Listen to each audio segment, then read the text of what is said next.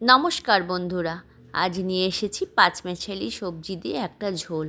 এর জন্য বেগুন, মূলো, ঝিঙে, আলু, সজনের ডাঁটা নিয়েছি আর নিয়েছি কিছুটা বড়ি। প্রথমে তেল গরম করে সবজিগুলোকে কাঁচা লঙ্কা দিয়ে ভেজে নেব। নিয়ে গরম করে রাখা জল ওর মধ্যে দিয়ে লবণ হলুদ দিয়ে চাপা দিয়ে সবজিগুলোকে সিদ্ধ করে নেব।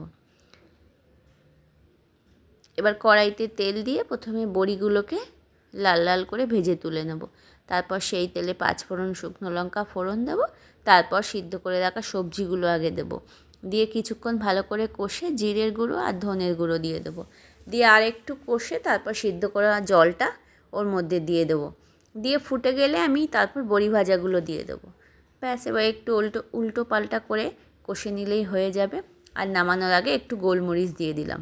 গোলমরিচ ছাড়া বেগুনের তরকারি একদম জমে না।